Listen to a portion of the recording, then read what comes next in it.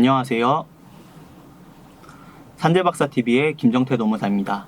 오늘은 요양보호사의 퇴행성 허리질병 산재 승인 사례를 말씀드리도록 하겠습니다.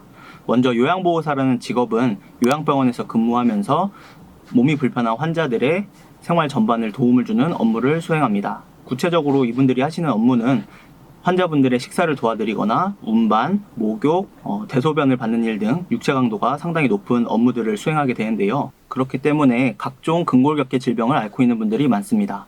그런데 이렇게 육체 강도가 높은 업무를 수행함에도 불구하고 퇴행성 질병이라고 여겨서 병원 치료만 받는 분들이 많아서 요양보호사분들도 산재 보상 가능하다는 것을 말씀드리려고 합니다.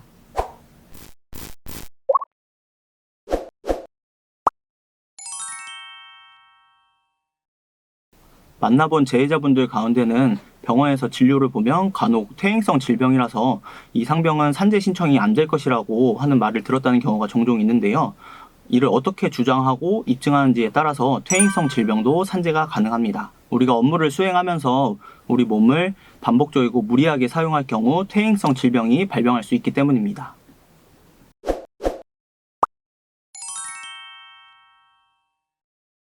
대표적인 퇴행성 허리 질병으로는 척추 전방 전이증, 척추관 협착증, 추간판 탈출증이 있습니다.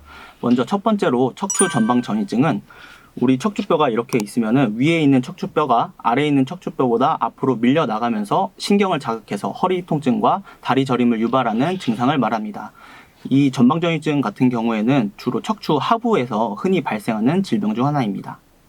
다음으로 척추관 협착증이란 신경이 지나가는 통로인 척추관이 좁아지면서 발생하는 질병입니다.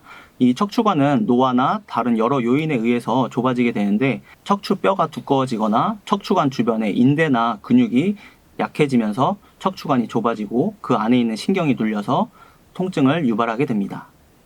마지막으로 추간판 탈출증은 우리가 흔히 디스크라고 알고 있는 것이 추간판인데요. 이 척추뼈와 척추뼈 사이에는 쿠션 역할을 하는 말랑말랑한 젤리 같은 구조물이 있는데 이것이 추간판입니다. 그런데 이 추간판이 갑자기 우리가 무거운 물건을 들거나 부적절한 자세로 장기간 업무를 수행하다 보면은 제자리에서 밖으로 돌출되는 경우가 있습니다. 이러한 돌출로 인해서 신경을 자극하는 질병이 추간판 탈출증입니다.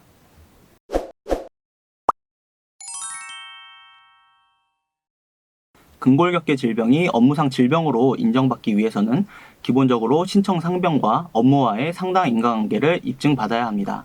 산재보험법 시행령 별표 3을 보면 신체부담 업무에 종사한 경력이 있는 근로자에게 근골격계 질병이 발생하거나 악화된 경우 업무상 질병으로 본다고 규정하고 있습니다. 그리고 근로복지공단에서는 재해자가 수행한 업무가 신체부담 업무에 해당하는지 확인하게 됩니다. 이때 신체부담 업무란 쉽게 말해서 부적절한 자세로 작업을 하거나 중량물을 취급하는 등 그 해당 업무에 종사한 기간, 수행한 업무의 양과 강도, 작업 환경 등을 종합적으로 고려해서 해당 업무가 신체 부담 업무에 해당하는지 판단하게 됩니다. 그리고 이 업무가 신체 부담 업무라면 질병과의 상당한 인과관계를 판단하여 산재 승인 여부를 결정하게 됩니다.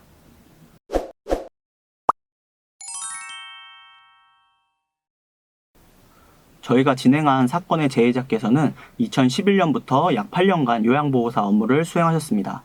그리고 2년 전에 MRI 검사를 통해 요추 3, 4번의 척추 전방 전이증, 요추 3, 4, 5번의 척추관 협착증을 진단받으셨고 이후에 나사목 고정술과 신경감압술을 받으신 상태였습니다. 신청 상병의 업무 관련성을 입증하기 위해 재해자의 4대 보험 자료와 각종 의무 기록을 수집하였고 재해자가 수행한 업무에 대해 면밀한 조사에 들어갔습니다.